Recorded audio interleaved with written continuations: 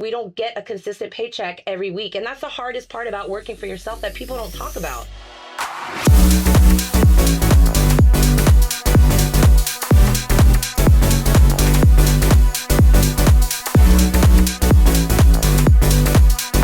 What's up and welcome back to Life with Lycette. I am so excited that you guys are here.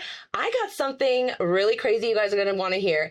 I went from broke to buying my first house within 1 year. I know, pretty impressive, but I'm about to tell you guys exactly how I did it so you guys could do it too. Before we get started, let's go ahead and get our drinks. So today we are drinking La Marca Prosecco because why? I could be drinking on anything else, but your girl is so proud of herself. It's time to celebrate. So let's cheers. Cheers. I don't know if I was supposed to down the whole thing, but hey, we're celebrating over here. Okay, so we're gonna just dive right into this. You guys would not believe me if I told you that literally a year ago today, I was broke. Like, you know that song, Brokey? Like, I'm sure it wasn't intended for that, but that was me. Like, that was your girl. And the craziest thing is, like, nobody knew about it. I think that everybody has this, like, perception of, like, influencers just being like, oh, like, they got this and they got that and they have everything they could have ever wanted. No, let me tell you, that is not the case. And honestly, like, we all kind of start off this way. Now, for me, this was different because I'm going to throw a little bit of shade out there, but honestly, the shade is valid. So let me just start off by saying this. I had the best year of my life with my career financially in 2023. I don't know what the fuck happened in 2024. So I was with the same management company for like a year and a half, almost 2 years. But something like 8 months to like a year into it, something happened. And I wasn't sure what. But all I know is your girl lost a very, very, very big collaboration that literally could have changed my life.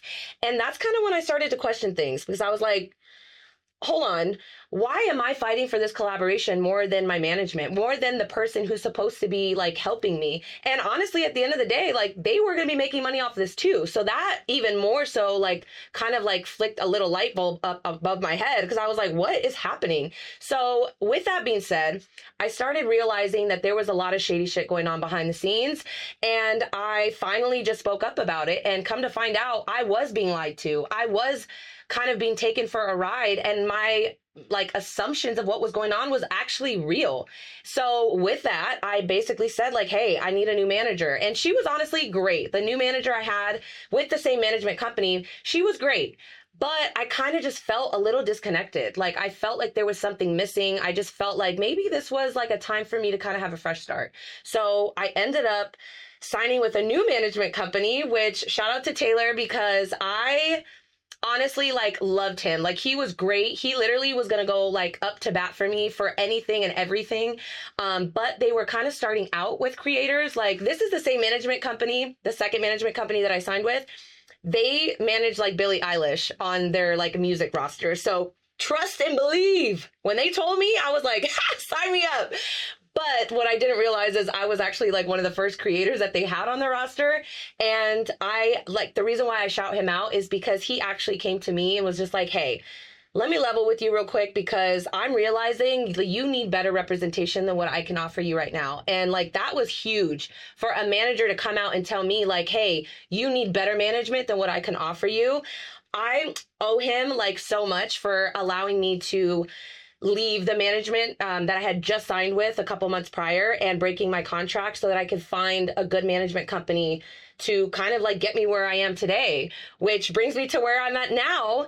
And that is with my new management company. And since this has happened, you guys, I can't tell you how much has changed in my life. But even before that, when I was going through the brokest time of my life, I've always said this, I don't care if I have $20 in my bank account, that doesn't define who I am. It doesn't define how I've lived my life. Like, I could survive off of $20, okay? Trust me, I've done it before and I can do it again. But in all seriousness, like, I started journaling. I started going back to like things that I was used to doing. And the thing about journaling is like a lot of people, or even praying, to be honest, like people only do it when they need something. Not everybody, because I will say, obviously, there's a lot of people who commit their life to him, but I was one of those people, and I didn't realize it until I was going through the hardest time of my life where I wasn't making a dime. I literally went through 9 months, almost 10 months of not making a dollar. And let me tell you something, after I left my past relationship, I promised myself that I was never going to be in a position to basically ask a man for help or to need his help. And I found myself right back in that same position I didn't want to be in. So my first thought was, let's go back to journaling, because why am I only journaling when I'm at my lowest peak in my life, like the lowest point in my life, when really I should be journaling and manifesting and setting goals for myself every single day? Like if I haven't gotten to my goals, why am I not doing it? So that was like my biggest homework. I started journaling every single day, started writing things that I wanted, and things just started happening. I signed with my new management company that I'm actually with today. Shout out to Ryan. But I am the happiest I've ever been. Things just started happening. I kid you not. Like Conrad started doing really good in real estate. Like I am so freaking proud of my husband.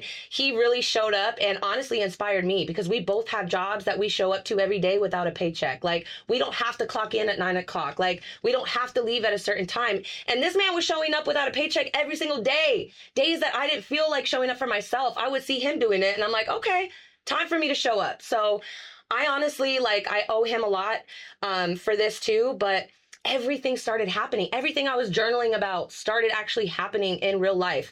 And the things that I talked about to share those with you was, you know, money. I'm a money magnet. Like money will flow in abundance. I will, you know, own my own house one day. I will not be in a financial struggle forever. Like I will come out of this. And everything just started falling into place. All the ducks started lining up in a row. And before you knew it, I was back in the freaking collaboration game. My management was getting me collaborations back to back to back. I was showing up consistently on, you know, social media. That was a goal that I had for myself. So that was huge for me. Like I started, you know, posting every single day, couple times a day. And I just did what I had to do for myself. And then everything kind of just started falling into place. So what we did was we created a plan, Conrad and I. We really sat down and was like, hey, listen, what does this look like? Because I was already going through a financial struggle. One, credit cards, we were in debt. Like we were in debt, not a lot, but like $5,000, you know, $5,000, $4,000, $3,000, whatever. But we had to use that because we didn't have any other way to make money. Like we both have jobs that don't pay us every day. You know what I mean? We don't get a consistent paycheck every week. And that's the hardest part about working for yourself that people don't talk about, especially social media. You are doing so much for social media and you never know if you're going to get a paycheck. Like you don't know if you're going to get a collaboration out of that. But obviously with God's help, like he showed up for me because I showed up for myself. And with the plan that Conrad and I created, credit was the biggest thing. We're like, okay, this is what we need to do. Now that we've kind of stacked up a tiny little bit of money, let's pay off our debt. Who cares if we're riding with $100, $200 in our bank account? We need to start acting accordingly. So we paid off the debt. What we did was actually come up with a plan to utilize our credit cards instead of actually using our cash. And at the end of every week, we started paying those credit cards off. Not only are we not in debt now, we started raising our credit score. So this is coming from somebody that used to have like a 740, 750. And I jumped literally all the way down to the bottom and had to rebuild again after, you know, my financial struggle. So when I tell you I was broke, man, I was broke. Okay, there is no line around here. I am not exaggerating. But within a year, we were able to stick to the plans that we made. My credit score started jumping up. And that was probably the biggest thing that helped us get to the point where we could start actually thinking about buying our house that we had wanted and dreamed of for so long. So we started doing the credit thing. And we started realizing that we had another issue. Once we started looking into buying at the house, they were like, oh, this is what you need. This is what you need. Thank God Conrad's a realtor. So he has a lot of friends in the industry. They're like, taxes need to be done. So we're like, cool, we've done our taxes. We're good. Come to find out, once we actually dove into that process of making sure our taxes were good, there was like 1 year, I think like 2021 or something like that, that needed to be re-verified because our tax person actually had written down in the online one number wrong. So because of that, we had to basically do that whole tax year all over again. And that's actually what we're waiting on now. But we've been ready since like December to buy our house.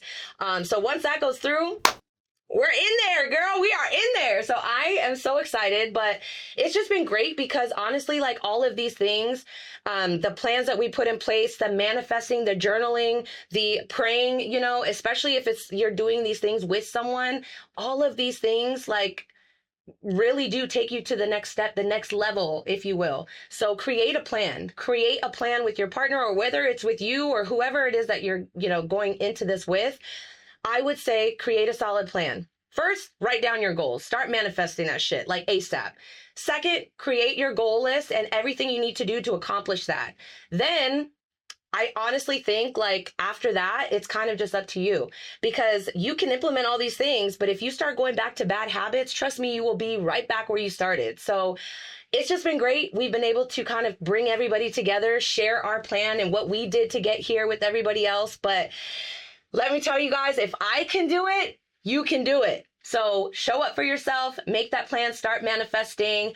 But that's all I'm going to say for today's episode, you guys. I, again, thank you guys for giving me the space to kind of share this with you. It's kind of like a topic that you kind of get a little nervous to talk about because it is about money. But you guys know me. I'm an open book. I do not care. I want you guys to have the same resources I had. And if what I'm saying today helps you buy your first house, then trust me, this video went a lot further than I thought it would. So thank you guys again. Make sure you guys are also leaving down in the comments, like if there's anything that you guys need to know for a buying a house process, credit card process.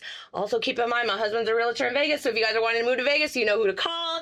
But thank you guys so much. As always, make sure that you like this video. Make sure you're following this podcast, and I will see you in the next episode. Bye.